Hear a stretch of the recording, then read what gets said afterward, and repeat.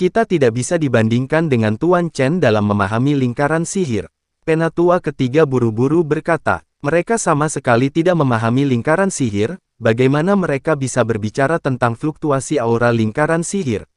Chen Ping berhenti berbicara, tetapi dengan hati-hati mengamati bangunan 2 lantai itu. Berbicara secara logis, rumah sang putri sangat megah sehingga tidak mungkin untuk tidak memperbaiki bangunan kecil ini. Selain itu, Kabupaten Jialing tidak kekurangan uang. Tidak perlu banyak uang, koin roh untuk membangunnya kembali. Namun sekarang bangunan kecil tersebut masih dalam bentuk aslinya, dan sang putri masih tinggal di sini, yang menunjukkan bahwa bangunan kecil berlantai 2 ini pasti memiliki sesuatu yang istimewa. Sementara Chen Ping mengamati dengan hati-hati, pintu terbuka, dan Tuan Yan keluar dan berkata, sang putri mengundangmu masuk. Chen Ping mengangguk, lalu masuk bersama Liu Ruyan dan yang lainnya.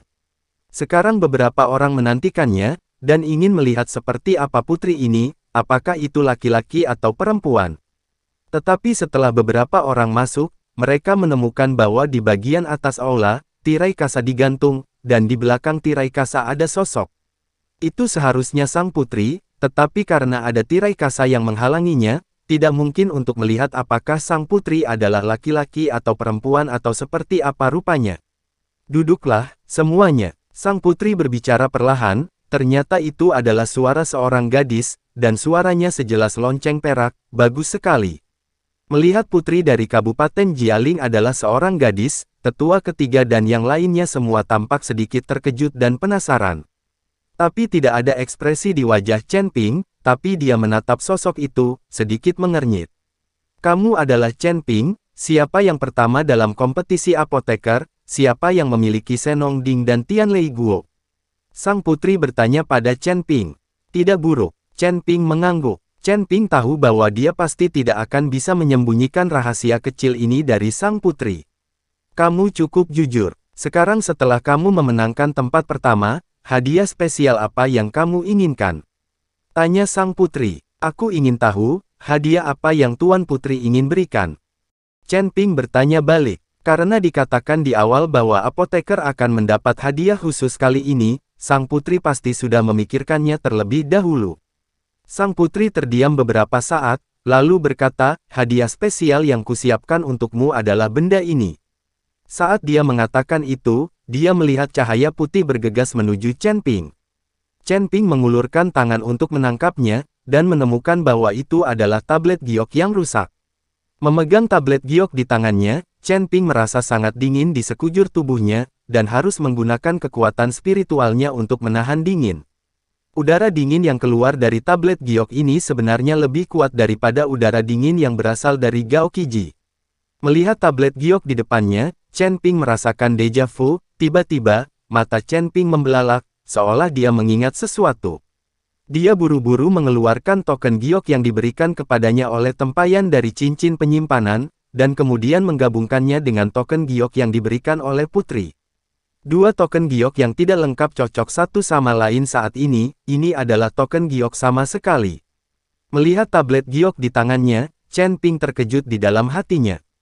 Dia tidak mengerti siapa sang putri, bahwa ada kartu giok dari klan pemurnian tubuh kuno, dan itu adalah kartu giok yang membuka harta karun klan pelatihan tubuh kuno. Kamu siapa? Mengapa kamu memiliki token giok dari klan pemurnian tubuh kuno? Chen Ping mau tidak mau bertanya. Bukan ini yang perlu kamu ketahui. Kamu hanya perlu tahu bahwa dengan tablet giok ini, kamu dapat menemukan harta karun klan pemurnian tubuh kuno dan membukanya. Ada banyak harta karun di dalamnya, dan saya tidak tahu berapa banyak orang yang mencari harta karun ini. Sang putri berkata perlahan, ini adalah hadiah spesial yang kamu katakan. Chen Ping bertanya, bukankah hadiah ini cukup? Kamu harus tahu bahwa harta ini mengandung pil jiwa es, yang merupakan alkimia batin dari monster jiwa es di tempat yang sangat dingin, ribuan meter di bawah tanah. Apakah kamu tahu nilai dari es ini pil jiwa? Sang putri bertanya pada Chen Ping.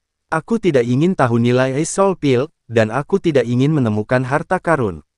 Chen Ping menggelengkan kepalanya. Kamu tidak ingin mencari harta karun. Bisakah kamu menahan godaan sebesar itu? Ada sedikit keraguan dalam nada sang putri. Tentu saja aku bisa menanggungnya, karena aku tahu bahkan jika aku menemukan harta karun itu dan menemukan pil es itu tidak akan jatuh ke tanganku. Kamu pasti akan mengambilnya, kan? Chen Ping sedikit menyipitkan matanya, dan berkata dengan ekspresi yang sedikit bermartabat. Sang putri jelas terkejut sesaat, dan kemudian terkikik.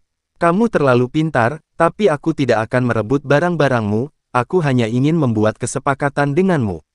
Aku bisa menyembuhkan racun pada temanmu, tapi yang perlu kamu lakukan adalah membantuku menemukan harta karun itu dan mendapatkan kembali Ice Soul Pill. Adapun hal-hal lain dalam harta karun itu, aku tidak menginginkan semuanya, aku bisa memberikannya padamu. Transaksi ini tidak merugikan Anda, bukan? Kata sang putri. Bagaimana kamu tahu bahwa aku akan membiarkanmu mendetoksifikasi temanku?